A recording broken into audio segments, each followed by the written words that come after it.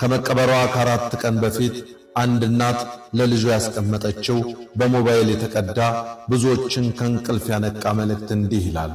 ልጄ ሁሉ ነገሬ፣ እኔ ልሞት ነው አንተን የመሰለ ልጅ እያለኝ። አውቃለሁ እኔ ለምን እንደዚህ ከነድህነቴ ከነችግሬ እንደመሞት። ምክንያቱም ወላጆቼ ሳላውቅ በወጣትነት ጊዜ ለበደልኳቸው በደል መቅጣት ሲገባቸው ሁሌ እንዲህ እያሉ ይራገሙኝ ነበር።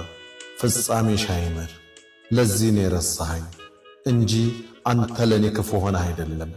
የሕይወቴ ትልቁ ችግር ቁርስ በልቼ ምሳ ምን ልብላ፣ ምሳ በልቼ እራት ምን ልብላ የሚል ነበረ።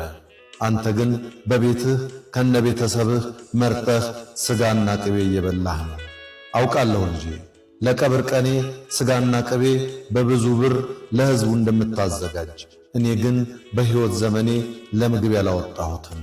አውቃለሁ ልጄ፣ አስከሬኔን በውድ ሽቶ እንደምትቀባ፣ እሱን እኔ በሕይወቴ ተቀብቼ የማላውቀውን።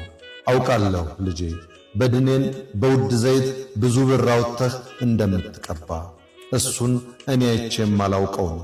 አውቃለሁ ልጄ፣ አስከሬኔን በውድ ዋጋ በብዙ ብር ከፈን ገዝተህ እንደምታለብሰኝ፣ እኔ ግን በሕይወት እያለሁ በአንድ ልብስ አረጀሁ አንተ መርጠህ እንድትለብስ ብዬ። አውቃለሁ ልጄ፣ ለመቃብር በጣም ትልቅ ቤት እንደምትገነባ፣ እኔ ግን በቀዳዳ ቤት ኖሬአለሁ። አውቃለሁ ልጄ፣ በየቀኑ ወደ መቃብሬ ስፍራ ትመጣለህ፣ እናቴ እወድሻለሁ ትላለህ። እኔ ግን አሁን ከመሞቴ በፊት ልባርክህ አጥቻለሁ፣ አንዴ ላይህ ላቅፍህ አጥቻለሁ። አውቃለሁ ልጄ፣ ሰዎች ምንም ብለው አንተን ቢናገሩም አንተ ጨከነብኝ አይደለም፣ የወላጆቼ መርገም ነው እንዲያደረገኝ። ስለዚህ ምንም ብትበድለኝም ይቅር ብያለሁ።